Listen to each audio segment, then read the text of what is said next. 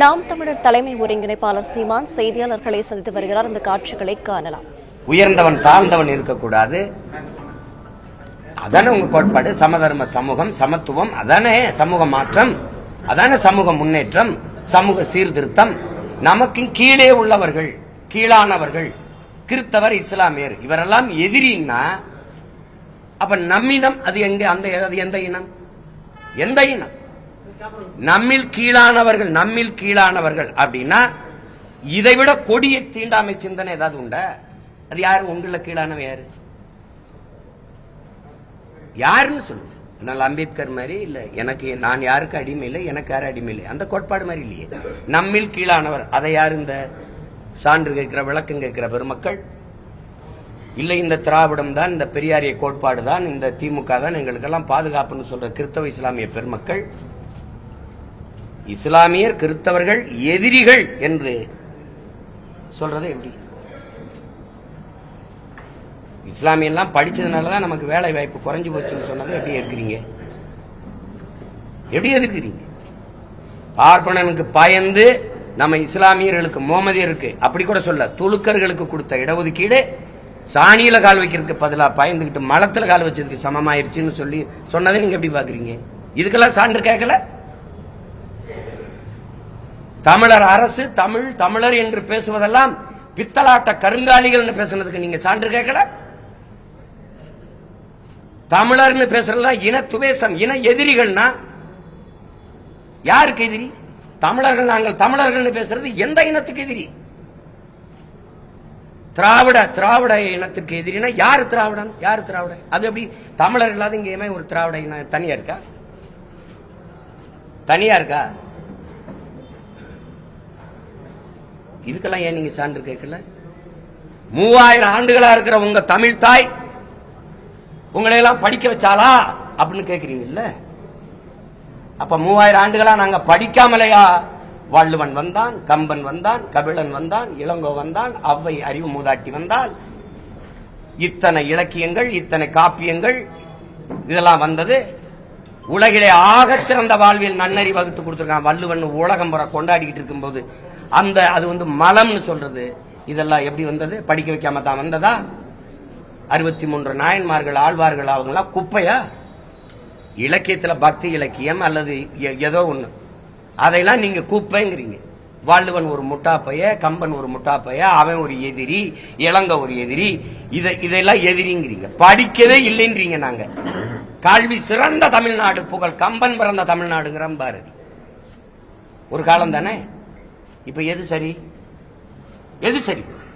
கல்வியில் சிறந்த தமிழ்நாடுங்கிறான், புகழ் கம்பன் பிறந்த தமிழ்நாடு, வள்ளுவன் தன்னை உலகினுக்கே தந்து வான்புகள் கொண்ட தமிழ்நாடுங்கிறான். யாம் அறிந்த புலவரிலே கம்பனை போல், வள்ளுவன் போல், இளங்கோ போல் பூமிதனில் யாங்கேனும் பிறந்ததில்லை.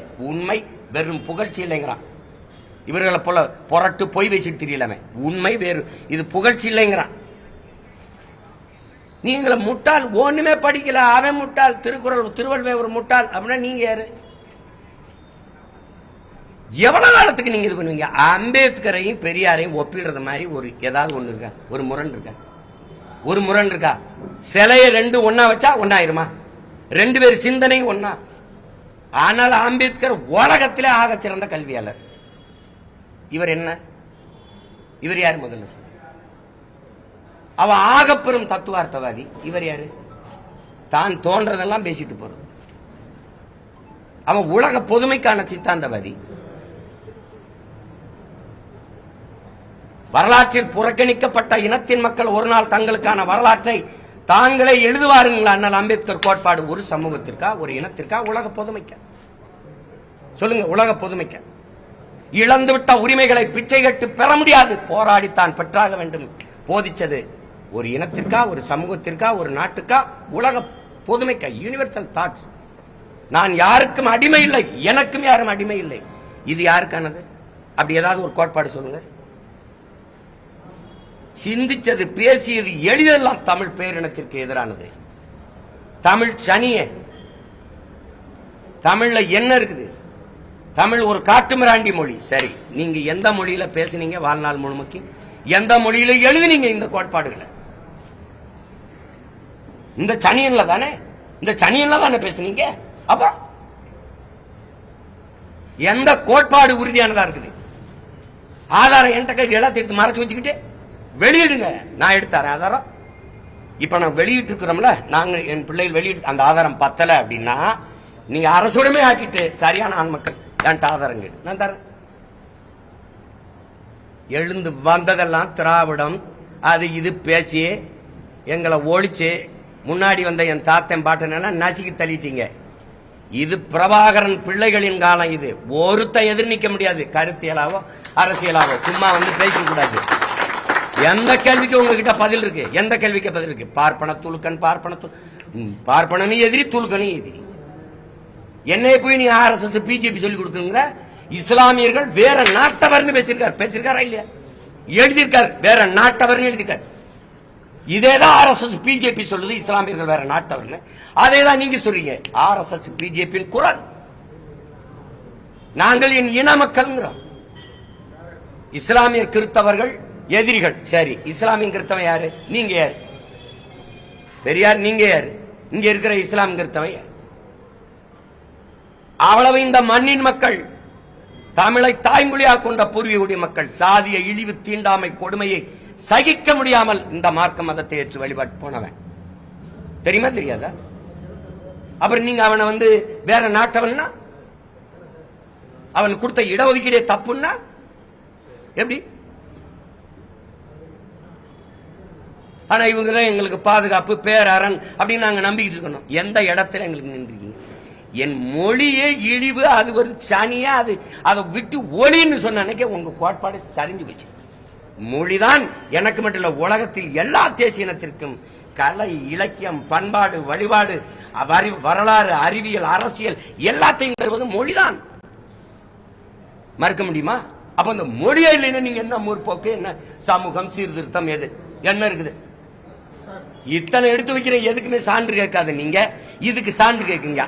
பெரியாரின் எழுத்துக்களை அரசுடைமையாக்கிட்டு எனக்கு சான்றுகளுக்கு தரேன். இப்ப நான் தந்த சான்று பத்தல, அவ்வளவுதானே. வந்து கேளு. நான் தாங்க வெளியிட்டு இருக்கேன். ஏங்க நீங்க எழுதுற புத்தகத்தை எல்லாம் நீங்க முடக்கி வீட்டுக்கு தனி சொத்தா வச்சுக்கிட்டேன் ஆதாரம் கேட்டா அதுக்குள்ளதான் எனக்கு எடுத்து வெளியிடுங்க.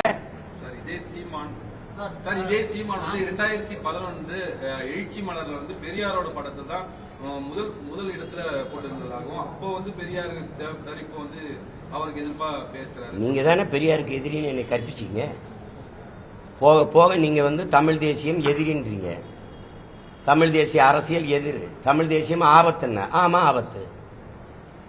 திராவிடன்னு தனி இனம் இருக்கு, திராவிடன்னு நாடு. திராவிடம் பேசிட்டு இருக்கிறது யாரு? யாரு திராவிட? நீங்க திராவிடரா?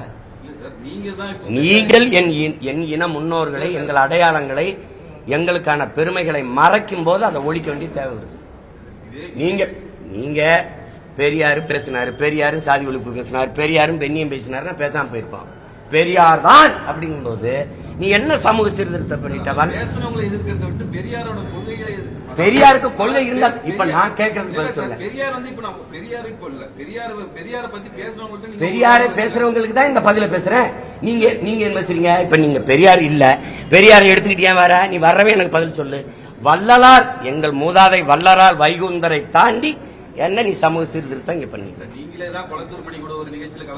ஏங்க அது விடுங்க. நீங்க தான்றீங்க பேசுனா அது தப்பு. ஆமாங்க சொன்னேங்க. ஆமா இப்ப என்ன செய்யலாம்? சொன்னேன் அது தாத்தா இல்ல, இப்ப பேத்தாவா இருக்கு. என்ன பண்ணலாம்? மாறி மாறி பேசல. படிச்சதானே நான் படிக்கிறேன். படிச்சுக்கிட்டே வரும்போது தெளிவு வருது. என் இனச்சாவல தான் இவெல்லாம் திருட்டு பையன் எனக்கு எதிரானவன் தெரிய வருது. 2008, 2009, 2010 தான் திராவிடன் திருடன். அது என்ன திருடங்கிற? ஆமா திருடன் சொல்ற. நீ குருடங்கிற? ஆமா குருடன். 60 ஆண்டுகளா நீங்க திருடி இருந்து தெரியாம இருந்த நாங்கள் குருடர்கள் தான்.